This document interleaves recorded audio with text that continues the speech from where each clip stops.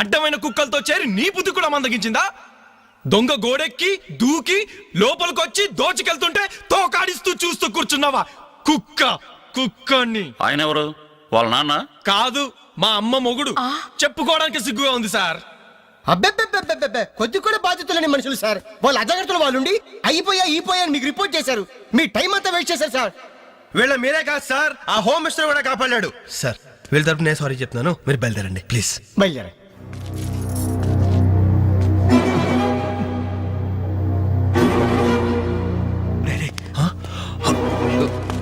ఏంటి అంజలి ఇలా వచ్చావు? మీ ఇంట్లో వాళ్ళకి బర్త్డే స్వీట్స్ ఇవ్వడం మర్చిపోయాను, అందుకే ఇలా వచ్చాను. అవును, ఏం జరిగింది? అమ్మా, మన ఇంట్లో పోయింది ఆశ్చర్య కదూ? అవునమ్మా.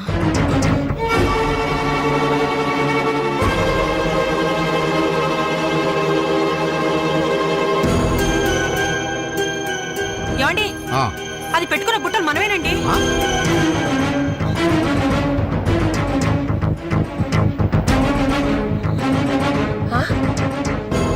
ఎస్ఐ గారు, ఆ పిల్ల చేతుకున్న గాజులు నావేనండి.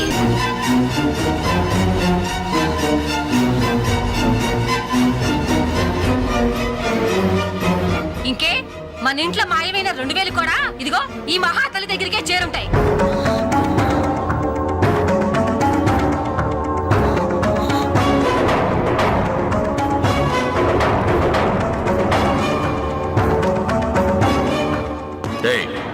ఎవరు నువ్వు? ఈ చీర నగలు నీకు ఎలా వచ్చాయి?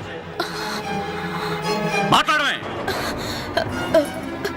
ఇవి ఇలా అడిగితే నువ్వెందుకు చెప్తావే? నీ చేత ఎలా చెప్పించాలో నాకు తెలుసు.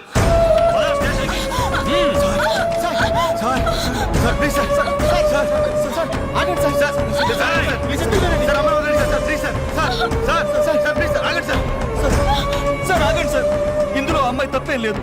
ఈ చీర నేనే అమ్మాయికి ప్రజెంట్ చేశాను. ఆ దుద్దులు ఇచ్చింది నేనే సార్. ఆ గాజులు ఇచ్చింది నేనే సార్. మా ఇంట్లో ఆ 2000 తీసింది నేనే సార్. ఓరి రాస్కల్స్, మీకంటే స్టోర్టపురం దొంగలు నయ్యూరా. ఎంత డ్రామా ఆడారు. ఏం తల్లి, ఈ దొంగల గుంపుకి నీదేనా ట్రైనింగ్? బుద్ధి లేకుండా వాళ్ళు ఇచ్చారనుకో, సిగ్గు లేకుండా నువ్వెలా తీసుకున్నావే? చెల్లెలు పెళ్లి చెడిపోతుందన్న జ్ఞానం మా దరిద్రుడికి ఎలాగూ లేదు. పెళ్లి చెడగొట్టి దాని ఉసురు పోసుకున్నావు కదే, నాశనం అయిపోతావు. నీకు నగలు చీరలు కావాలంటే ఏదన్నా సైడ్ బిజినెస్ పెట్టుకో, అంతేకాని మా కాపురాలు కోల్చొద్దు. ఇంకా చూస్తారంటే ఎస్ఐ గారు, దొంగతనం చేసినందుకు వీళ్ళని రెచ్చగొట్టి పంపినందుకు దీన్ని జైల్లో పడేసి కుల్లబడవండి. పదా.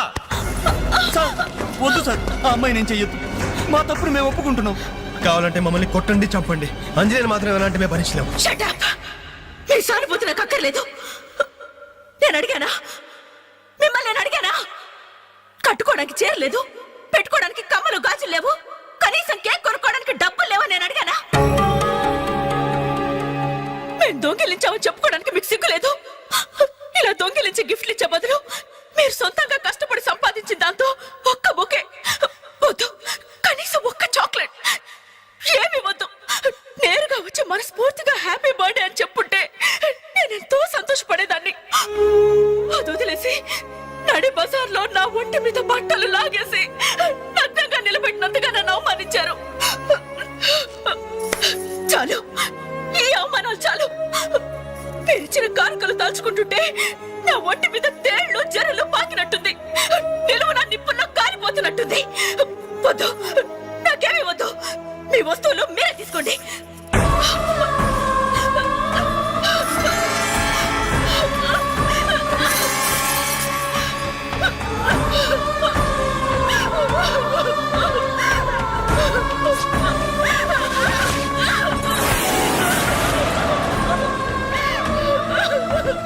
జీవితంలో మీ మహాలకు చూపించొద్దు. ఇక నుంచి మీరు నాకు స్నేహితులు కాదు, శత్రువులు.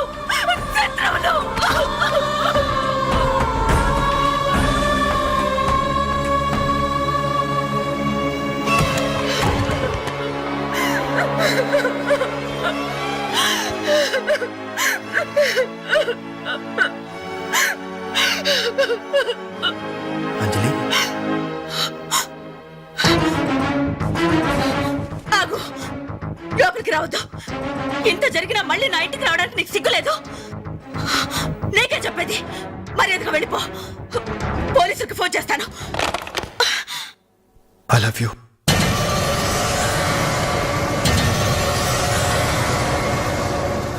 నువ్వు అవునన్నా కాదన్నా నిన్నే ప్రేమిస్తాను. జరిగిన దానికి నేను బాధపడుతున్నాను. కానీ ఏ చేయమంటావు? నువ్వంటే నాకు పిచ్చి ప్రేమ. నువ్వు కాదంటే చావటానికనే సిద్ధమే. బాగా ఆలోచించుకొని చెప్పు.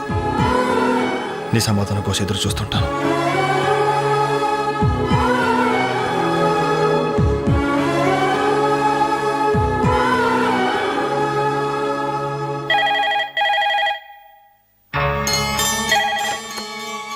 హలో హలో అంజలి, నేను బాలు మారుతున్నాను. దయచేసి ఫోన్ మాత్రం పెట్టద్దు.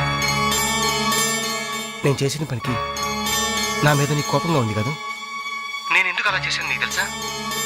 ఐ లవ్ యూ అంజలి. నువ్వు అవునన్నావు అనుకో, అదృష్టవంతుడి. కాదంటే అంతే.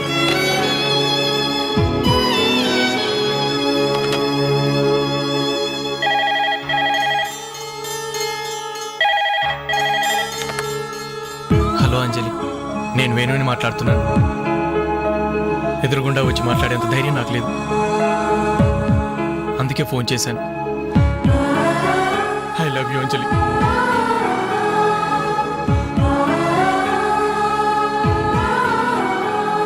అర్థం చేసుకుంటావు అనుకుంటాను.